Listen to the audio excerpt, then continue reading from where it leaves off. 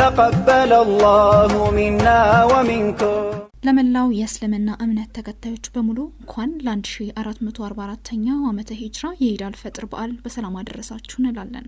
ዛሬ እነሆ ከአንድ ወር የረመዳን ጾም በኋላ ታላቁ ኢድ አልፈጥር በዓል ነው። በድጋሚ ኢድ ሙባረክ። ሀራምቤ ሬዲዮ 98.7 ረመዳን ከሪም በእስልምና ቅዱስ የረመዳን ወር የተለመደ ሰላምታ ነው። ረመዳን በእስልምና የጨረቃ አቆጣጠር 9ኛው ወር ሲሆን በዓለም ዙሪያ ባሉ ሙስሊሞች ዘንድ እጅግ የተቀደሰ ወር ተደርጎ ይቆጠራል። ረመዳን የጾም፣ የጸሎት፣ የመተሳሰብ ወር ሆኖ በዓለም ዙሪያ በሚኖሩ የእስልምና ተከታዮች ዘንድ ይከበራል። በረመዳን ወር ሙስሊሞች ከንጋት ጀምሮ ጀንበር እስክትጠልቅ ድረስ ይጾማሉ። ይህ ማለት በቀን ብርሃን ከምግብ፣ ከመጠጥ፣ ከትዳር ጓደኛ ሁሉ ይርቃሉ እንደማለት ነው። ጀንበር ከጠለቀች በኋላም ያፈጥራሉ። አድማጮች፣ ለመሆኑ የረመዳን ጾም ስለምን ይጾማል? አስፈላጊነቱስ ከሃይማኖት አኳያ እንዴት ይታያል? የሚለውን ባልደረባችን አይንሸት ሙልጌታ በአወሊያ የእርዳታና የልማት ድርጅት ኮሌጅ የሃይማኖት መምህር ከሆኑት ከኢማም ሙሐመድ መቂ አማን ወራቂ ጋር ቆይታ አድርጋለች። ዝግጅቱን እንድታደምጡት በአክብሮት የምጋብዛችሁ ትዕግስት ወርቅነህ ነኝ። በድጋሚ ኢድ ሙባረክ።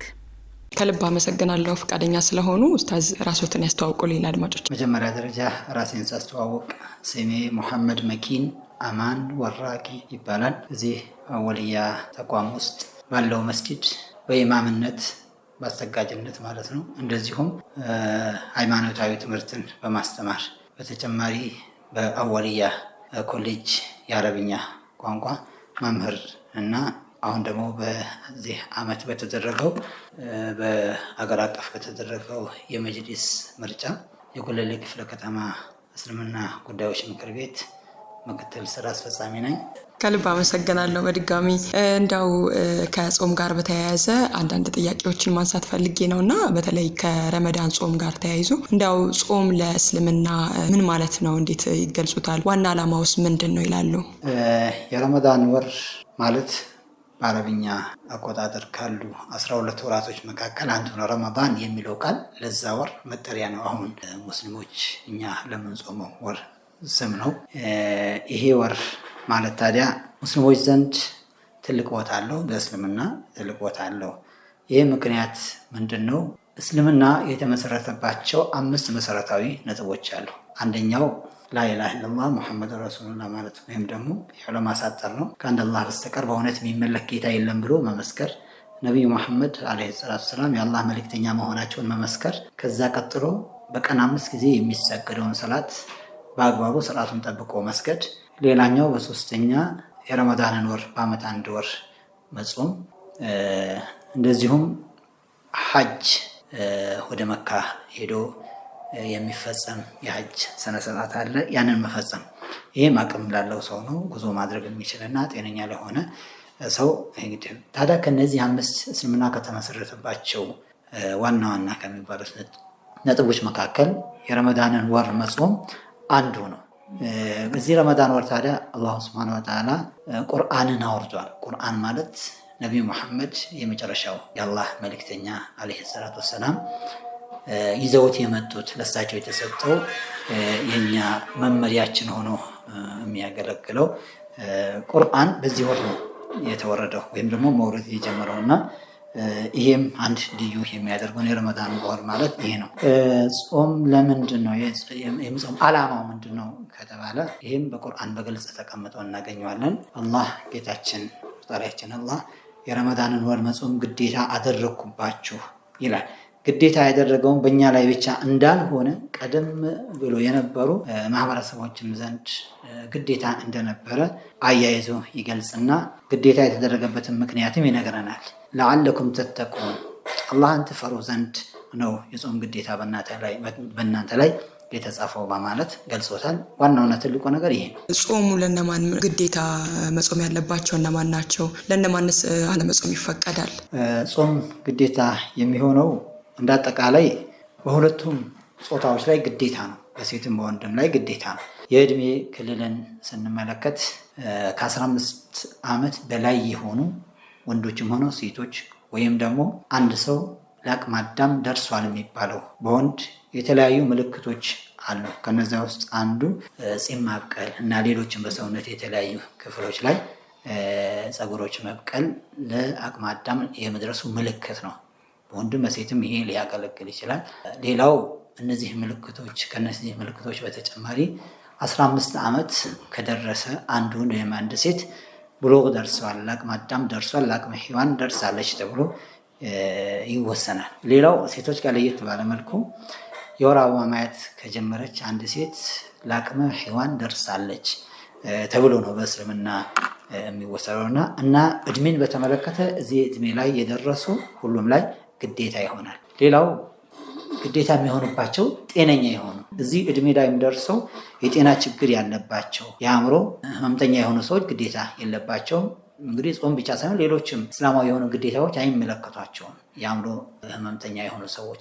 ሌላው እንደዚሁም ጾምን መጾም የማያስችሉ ወይም ጾም ከመጾም የሚከለክሉ በሽታዎች ያሉባቸው ሰዎችም ላይ ጾሙ ግዴታ ጤነኛ ሆነም እንኳ ራሱ ግዴታ አይሆንባቸው ማለት ነው። ባይሆን እነሱ ያንን ማካካሻ የሚከፍሉት ለምስኪኖች የሚያበሉት የምግብ ምጽዋት ግዴታ ተደርጎባቸዋል። የአእምሮ ህሙማንን ሳይጨምር በበሽታ ምክንያት መጾም የማይችሉት ጤነኛ ሆነው ማለት ነው። እና ጠቅለል ስናደርገው ይህን ይመስላል ግዴታው።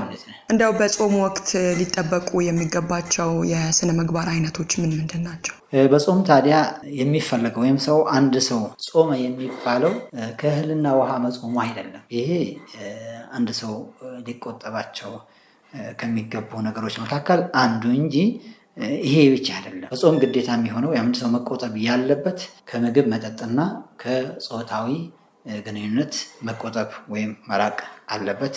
እነዚህ ጾምን የሚያበላሹ ናቸው። እነዚህ ታዲያ ከጾም ጋር ብቻ ተያይዘው ነው የሚከለከሉት። አንድ ሰው ምግብ መብላት መጠጣት በቀኑ ክፍለ ጊዜ በሌላው ሰዓት ከረመዳን ውጭ ባሉ ጊዜያቶች አይከለከልም። በቀኑ ክፍለ ጊዜ በማታው ይበላል ይጠጣል። ሌላ ጾታዊ ግንኙነትም እንደዚሁ በተመሳሳይ በቀኑ ክፍለ ጊዜ አይፈቀድም፣ ይከለከላል። ጠዋት ጎህ ከቀደደበት ጊዜ አንስቶ ፀሐይ እስከምታልቅ ድረስ ያው ጊዜውም ጾም የሚባለው በቀኑ ክፍለ ጊዜ የሚፈጸም ስለሆነ ማለት ነው። ይሄ ታዲያ በመደበኛው ሌላ ሰዓት ላይ የሚፈቀድ የሆነው ነገር ነው፣ አሁን ለረመዳን ብቻ ተብሎ የሚከለከለው። ከዛ ውጭ ግን ከረመዳን ውጭ እዚህ ከረመዳን ወር ውጭ ባለ ሰዓት የሚከለከል ነገር ሁሉ ለጾመኛ ክልክል ነው ብቻ ሳይሆን ጾሙ ላይ ክፍተት ወይም ችግር ይፈጥርበታል። አላህ ዘንድ የተቀባይነቱ ነገር ይወርዳል ወይም ተቀባይነት ያጣል፣ ወይም ደግሞ በጣም እንትኑ የመነመነ ወይም የደከመ ይሆናል። አልጾምክም ተብሎ መጠየቅ ወይም እንዲጾም መታዘዝ ነው እንጂ የሚቀረው ይሄ ሰው ከጾም ማግኘት የሚገባውን ጥቅም ከአላህ ጋር መቃረም የሚባለው እና እርኩስ የሆኑ ነገሮችን ለመራቅ ያለው የማንነት ለውጥ የሚያመጣለት አይሆንም ማለት ነው። አላህ እንዲህ አይነቱን ጾም ከምንም አይቆጥረውም ብለው ነቢዩ መሐመድ ዓለይሂ ሰላቱ ሰላም ተናግረዋል። ምክንያቱም ምግብና መጠጥ ብቻ መተው ወይም ሌላ ጾታዊ ፍላጎት መተው ይሄ አላህ ሐጃው አይደለም። አላህ የሚፈልገው ምላሳችን ከአላስፈላጊ ከሆኑ ነገሮች መቆጠብ፣ እጃችን እንደዚሁ፣ ጆሮአችንም፣ አይናችን የማይፈቅዱ ነገሮችን በአጠቃላይ መተውና መራቅ ነው ጾም የሚባለው ማለት ነው። እንደው በረመዳን ወር ምዕመኑ በተለይ አጥብቆ ሊይዘው የሚገባቸው በዚህ በረመዳን ጾም ውስጥ ምንድን ናቸው ይላሉ? እንግዲህ ያው ቅድም መግቢያ ላይ እንዳልኩት የረመዳን ወር ከቁርአን ጋር ነቢዩ መሐመድ ዓለይሂ ሰላቱ ወሰላም እኛ ሙስሊሞች ከተሰጠነው ቁርአን መመሪያችን ጋር ጥብቅ የሆነ ቁርኝት ስላለው በረመዳን ወር የቁርአንን ንባብ ማብዛት ከሙስሊሞች የሚጠበቅ አንዱ ነው። ሌላው ደግሞ በረመዳን ወር ዚክር ማብዛት፣ አላህን ማውሳት ማብዛት ከቁርአን ንባብ ወይም ከመቅራት በተጨማሪ እንደዚሁም ደግሞ ሰዎችን በመልካም መምከር ለየት ባለ መልኩ ረመዳን ላይ ከመጥፎ ነገር እንዲከለከሉ እንዲቆጠቡ ማነጽና እነሱን መምከር። ሌላው ምጽዋትን ማብዛት፣ በተለይ ለተቸገሩ ሰዎች ምጽዋት መስጠት ሌላውና ትልቁ በረመዳን የሚፈለግ ነው። ሌላው አላህን መለመን፣ ዱዓ ማድረግ፣ አላህን መማፀን፣ ጸሎትም እንደዚሁ በእጅጉ ተወዳጅ ነው በዚህ የረመዳን ወር ላይ ማለት ነው። እንደ አጠቃላይ ሙስሊሞች እንግዲህ እርስ በርሳቸው በመዘያየርና በመተባበር የተቸገሩ ሰዎችን በመርዳት የሚያሳልፉት ወር ነው። እንደው ይሄ ጾም ለመንፈሳዊ ሕይወት ምን አይነት ጥቅሞች አሉት ይላሉ? ከዛም ባሻገር ደግሞ ምናልባት በማህበራዊ ሕይወትም ለጤናም የሚሰጣቸው ጥቅሞች አንድ ላይ ቢያነሱልን። ጾም ታዲያ አንድ ሰው ሲጾም አንድ ሙስሊም በዋናነት ዓላማ የሚያደርገው ትእዛዝን መፈጸም ነው። ከጌታ ከአላህ የታዘዙን ትእዛዝ መፈጸም የመጀመሪያው ነው። ከዛ ባለፈ ደግሞ ይሄ እያንዳንዱ ድንጋጌ የራሱ የሆነ ሚስጥር አለው። ስለ ረመዳን ጾም ግዴታ መደረጉ ሚስጥሩ ምንድነው የሚለው ነገር ቅድም እንዳነሳሁት አላህ Subhanahu Wa Ta'ala መፍራትና ለአላህ ፍጹም ታዛዥ መሆንን ያላብሳል። ይህም ረመዳን ላይ ለየት ባለ መልኩ እጅግ በጣም ጥሩ የሚባል አጋጣሚ ነው ምእመናን የሚያገኙት። ያ ምንድነው? በሌላው ጊዜ ለወንጀል ወይም ደግሞ አላስፈላጊ ለሆኑ ኃጢአቶች የሚጋብዙ ሰዎችን የሚያነሳሱ ነገሮች መካከል አንዱ ሰይጣን ነው። ሌላው ነፍስያ የሰው ልጆች ነፍስያቸው ወይም ደግሞ ይሄ የሰው ልጆች ፍላጎት ስሜቶች እንደዚሁም ደግሞ በእነዚህ ነገሮች ምናልባት ሰዎች ወንጀል ላይ ስህተት ላይ ሊወጥቁ ይችላሉ። በሌላው ጊዜ በዚህ በረመዳን ወር ታዲያ ማንኛውም በአምልኮ ዘርፍ ላይ ድክመት ያለበት ሰው ወደ መስጂድ ጥቅልል ብሎ የመግባትና ወሩን በሙሉ በመልካም ስራዎች በስግደቱም በሌላው ጾሙን በመጾሙም የሚያሳልፍበት ሁኔታ ነው የሚታይ። ይሄ ምክንያቱ ምንድነው? በዚህ ወር ሰይጣን ይታሰራል።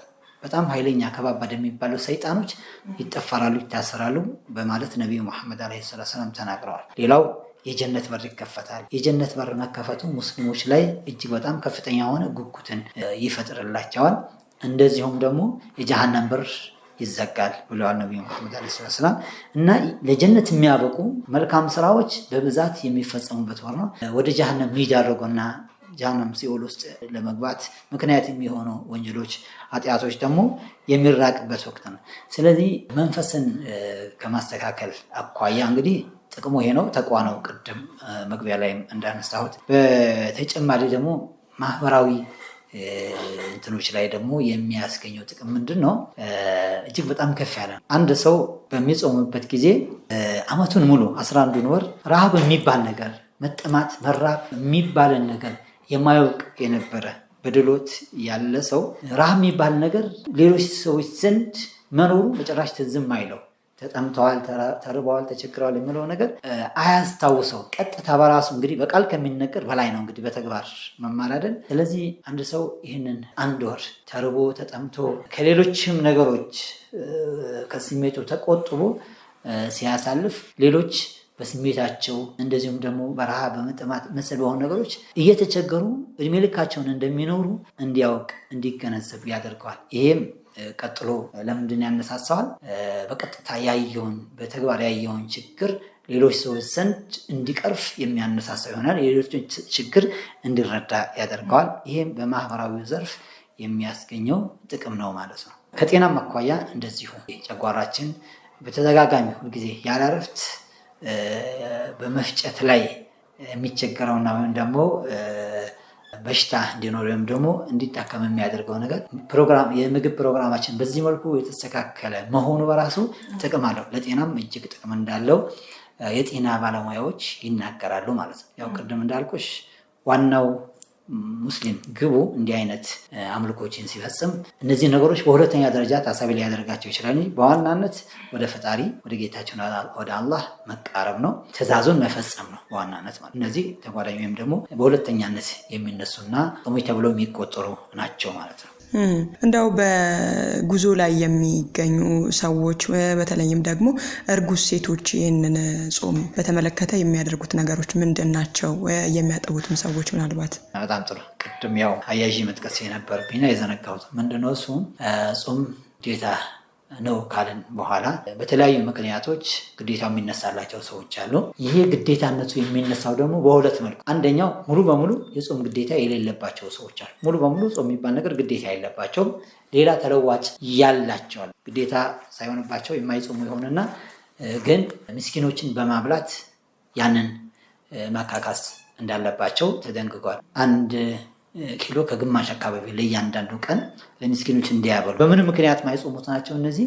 እድሜያቸው በእድሜ ምክንያት መጾም የማይችሉ እንደዚሁም ደግሞ ቋሚ በሽታ ያለባቸው እና ሁልጊዜ መጾም የማይችሉ ሰዎች ጾሙ ግዴታነቱ ይነሳላቸዋል፣ ግን ለምስኪኖች ያበላሉ ማለት ነው። ይሄ አንደኛው ነው። ሙሉ በሙሉ መጾምም ሆነ ማብላት ግዴታ ማይሆንባቸው አሉ። እነዚህም የአእምሮ ህሙማን መጾምም ማብላትም ግዴታ የለባቸው። ከዛ በሶስተኛ ደረጃ ደግሞ ስንመለከት መጾም ግዴታ የማይሆንባቸው ግን ያ ግዴታ አለመሆኑ በጊዜ የተገደበ፣ ለምሳሌ ረመዳን ወር መንገደኛ የሆነ ሰው አይጾሙም ማለት ምርጫ አለው። ያለ መጾም ምርጫ አለው ማለት መጾምም አለመጾምም ይችላል። በረመዳን ወር ጉዞ ላይ ያለ ሰው ማለት። ታዲያ ይሄ ማለት በሌላ ጊዜ ቀዳ መክፈል ወይም ደግሞ እነዚያን ቀናቶች ያፈጠረባቸው ወይም ያልጾማቸውን ቀናቶች ቆጥሮ መክፈል ግን ይኖርበታል። በሌላ ቀን ከጉዞ ሲመለስ እና ረመዳን አልቆም ሊሆን ይችላል።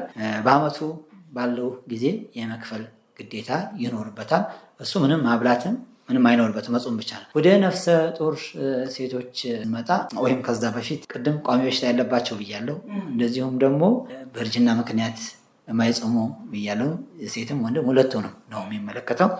ወደ እዚህኛው ነጥብ ስመጣ ደግሞ መንገደኛ የሆኑ ሰዎች ያው ቀዳ መክፈል ነው የሚኖርባቸው ብያለሁኝ። እርግዝና ጋር ተያይዘው እርጉዝ የሆኑ እናቶች እንደዚሁም ደግሞ ነፍሰ ጡር የሆኑ እናቶችን በተመለከተ ደግሞ እነሱም እንደዛው በተመሳሳይ ለጊዜው ግዴታ አይኖርባቸውም የመጾም። እያጠባች አትጾምም፣ እንደዚሁም ደግሞ እርግዝና ላይ ሆናም አትጾምም ሴቷ ማለት ነው። ከወለደች በኋላ ቆይታ መጾም የምችልበት ደረጃ ላይ ስትደርስ ነው የምትጾመው። አጥቢያዋም እንደዚሁ በተመሳሳይ እና በሌላ ጊዜ የመተካትና እነዛን ቀናቶች ቆጥሮ የመክፈል ግዴታ ነው የሚኖርባቸው ማለት ነው። ምናልባት እንግዲህ በዚህ በረመዳን ወቅት ለየት ከሚያደርጓቸው ነገሮች መካከል በተለይ አፍጥር ሰዓት የሚቀርቡ በርካታ የምግብ አይነቶች አሉና እነሱን የመወጣት እነሱን የመስራት ሚና እንግዲህ የእናቶች ነው። ብዙ ጊዜ በዚህ የጾም ወቅት የወንዶቹ እርዳታ ምን ይመስላል? ምግብን ማዘጋጀት ወይም ሌሎች ለአንድ ቤተሰብ የሚያስፈልጉ ጉዳዮች ላይ ኃላፊነቱን መውሰድ የሁለቱም ነው። የወላጆች ብቻም አይደለም፣ የእናትና አባት ብቻም አይደለም። ቤተሰብ ልጆችንም እድሜያቸው ስራ ለመስራት ለማገዝ የደረሱ ሁሉም መረባረብና መተጋገዝ መተባበር ይኖርባቸዋል። እንዳጠቃላይ ስንመለከት ማለት ነው። ወደ ረመዳንም ስንመጣ ይኸው ተመሳሳይ ነው።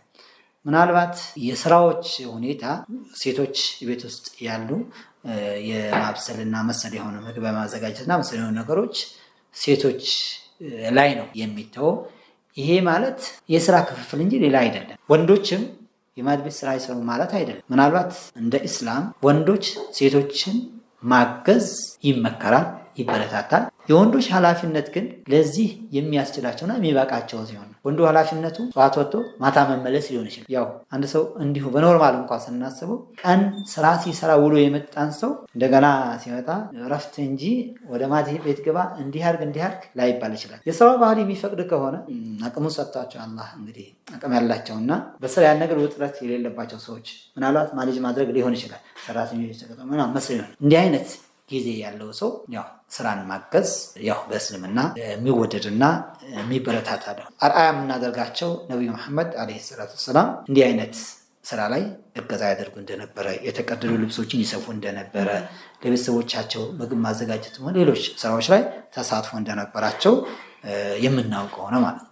ስለዚህ ይሄ ስራ እንደ አምችነቱ የሚከፋፈል እንጂ ግዴታ የገሌ ብቻ ነው እገሌ አይሳተፍበትም የሚባል ስራ የለም። ምናልባት ሊሆን የሚችለው ሴቶች እንደ ኢስላም ውጭ ወጥተው በዚህ መልኩ እንደ ወንዶች እንዲንገላቱና ውጭ ያለውን ኃላፊነት እንዲወጡ በእስልምና አልተደነገገም።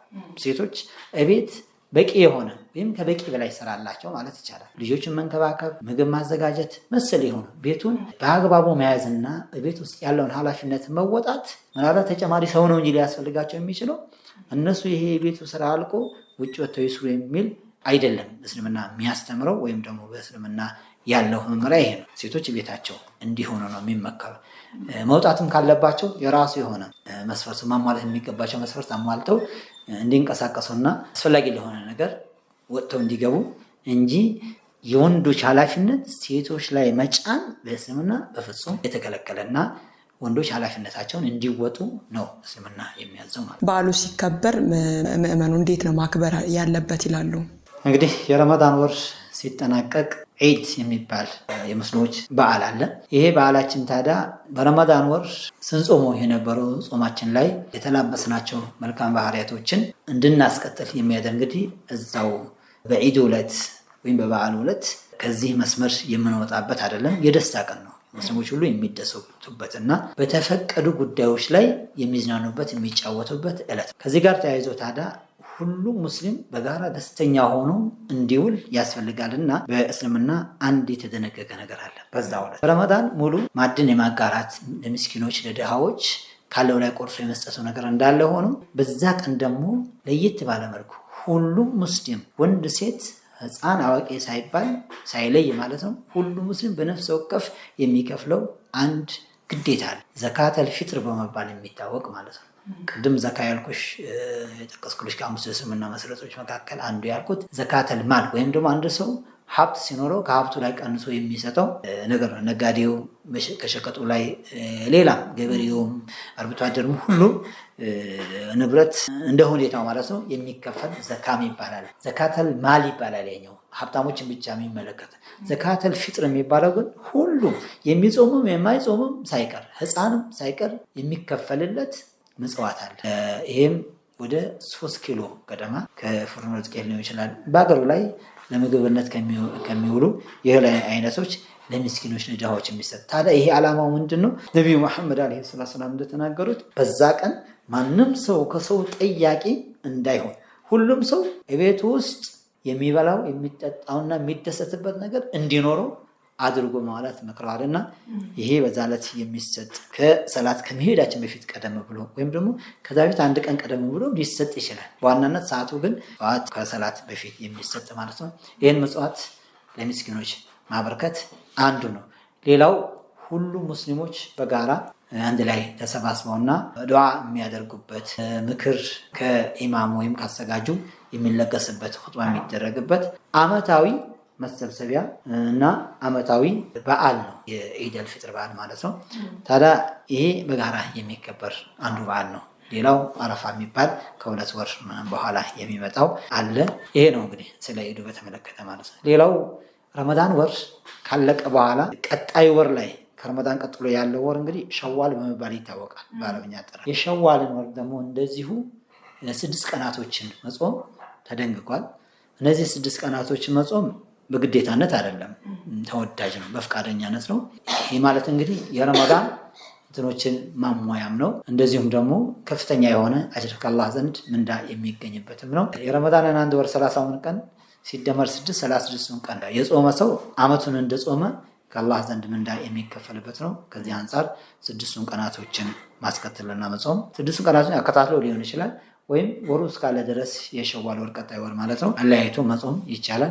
ይሄ ነው ከጾሙ አፈጻም ወይም ደግሞ አጨራረስ ጋር ተያይዞ ያለው ማለት ነው። በዚህ ቀን ታዲያ ሙስሊሞች ደስታቸው ቀኑ ደስታቸው የሚለዋወጡበት እንኳን አደረሰ የሚባባሉበትና ስጦታዎችን የሚለዋወጡበት ልጆች የተፈቀዱ የሆኑ ጨዋታዎችን እንዲጫወቱና ሌሎች አዋቂዎችን ትላልቆችን ጨዋታዎችን የሚጫወቱበት የተፈቀዱ ጨዋታዎች ወንዶች ሴቶች ለየብቻ ሆነው የሚጫወቱበትና የደስታቸው ቀን። ከልብ አመሰግናለሁ። እንግዲህ ኡስታዝ በእኔ በኩል አውቅቻለሁ። ምናልባት በዚህ በዓል ላይ ለወዳጅ ለአዝማድም የእንኳን አደረሳችሁ መልእክት እንግዲህ በመላው ዓለም ላሉ ሙስሊሞች ሁሉ ለ1447ኛው ዓመተ ሂጅራ ኢድ አልፍጥር እንኳን በሰላም አደረሳችሁ ማለት እወዳለሁኝ። እንደዚሁም በሀገራችን ላሉ ሙስሊሞች በተለይ ለስራ ባልደረባዎችና ለቤተሰቦቼ እንኳን ለዚህ ለተከበረው የረመዳን ወር ፊጥር ወይም ደግሞ የኢድ አልፍጥር በዓል በሰላም አደረሳችሁ ማለት እወዳለሁኝ። ኢዱ እንግዲህ የደስታ የስኬት የሰላም እንዲሆንልን ረመዳናችንን አላህ እንዲቀበለን ሁላችንም እንግዲህ በዱዓና አላህን በማላቅ በማክበር በተክቢራ እንድናሳልፈው መልእክቴ ነው። አዛ ወላሁ አለም። ምንም በበኩሌ እንግዲህ አመሰግናለሁኝ። ከልብ አመሰግናለሁ። ለመላው የእስልምና እምነት ተከታዮች በሙሉ እንኳን ለታላቁ የኢድ አልፈጥር በዓል በሰላም አደረሳችሁ እያለን በረመዳን ጾም እንዲሁም ከበዓል ጋር በተገናኘ የቤተ እምነቱ አገልጋይ ከሆኑት ኢማም ሙሐመድ መቂ አማን ወራቂ ጋር የተደረገውን ቆይታ ወደ እናንተ አደረስን። ዝግጅቶቻችን አሁንም ይቀጥላሉ። በያላችሁበት መልካም የኢድ አልፈጥር በዓል ይሁንላችሁ። ደህና ሁኑ። ተቀበለ አላሁ ሚና ወሚንኩም